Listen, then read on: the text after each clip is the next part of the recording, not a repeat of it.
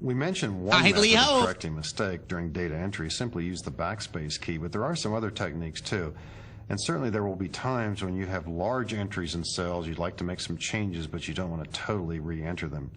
Let's look at some of these capabilities. If you changed your mind about how you wanted to put in the months here, for example, suppose you wanted to put in just the 3-letter abbreviations, you could certainly edit cell B1, but when the data entry or the data change is so short, no point in making editing changes. Just click on the cell and just retype, particularly with a short entry. So I just type JAN, and to facilitate what we call the autofill that we had used earlier, we can just drag this across to handle that. Again, when the entry that you're making is very short, there's no real reason to edit or to change what's already there. Just retype. Any time you type in a cell, you immediately erase what's already there. Now, there will be times when you want to make a change. Now, I know the word expenses here isn't very long, but suppose your audience was British or Canadian, and you wanted to make that first S there be a C. We'd like to change just that and not the rest of the word. Two basic approaches to editing. First of all, if a cell is already selected, so if A3 is already selected, you could move the mouse right into the formula bar, and notice how the mouse pointer becomes what we call an I-beam. If I click right here, the cell is ready to be edited, and it's ready to be edited where I want to edit it. And what I would do right here, of course, would be to hit the delete key and then type the letter C. While editing, particularly with longer entries, you want to be aware of the fact that the home key, if you strike it now, will put the editing bar at the beginning of the text. The end key will put it at the end of the text, and the arrow keys will move the editing bar leftward or rightward.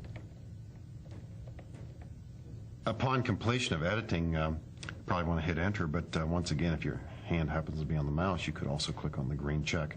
The green check, by the way, and you'll see the little tip here that appears, is the same as hitting the enter key. The red X, although, well, we don't have a cancel key, but it's the same as hitting the escape key if you decide not to make the changes. We don't have a multiple word entry, but let me demonstrate just briefly here how that might work also. Suppose, for example, you have the phrase tax rate, T-A-X space R-A-T-E, and you made that entry. One kind of editing change that you make sometimes is to click up here, and you might decide to make this word or that word have a formatted look to it, and we'll spend more time later talking about the B for bold, I for italic, but you can actually select a word and make that particular word have some editing applied to it. And a technique for selecting a word is simply to double click on it while editing. So that might be useful a little bit later also. Keep in mind, some cells might contain many words. Another little technique here is if you hold down the control key and hit the left arrow, it will move move the pointer from word to word. Again, not too useful in this example, but certainly with longer words and longer entries, that could be useful too. This time I'll click on the red X and then delete that information. Another technique, and I find this more useful, and a lot of people use this, is if you want to make a change to a cell, just point to it and double click, and you are immediately in what we call edit mode. Now, I did that maybe without thinking out loud too clearly about what I should have done, but can I change that C there back to an S, maybe back for the US audience? Yes, I could.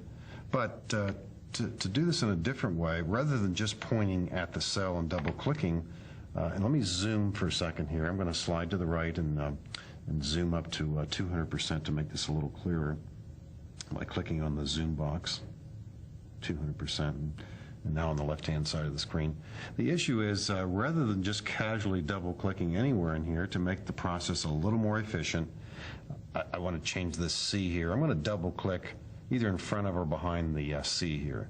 Even though this, you might not think of this as a pointer, I'm going to point right here and double-click. And now you see the I-beam is right there. I'll hit the delete key, hit the letter S, and hit enter.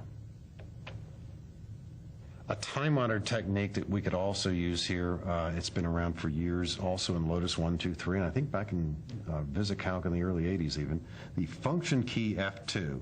So if you click on a cell and hit F2, that activates editing also. I think double-click, though, would be the preferred method for many people. It just seems to be a little bit faster.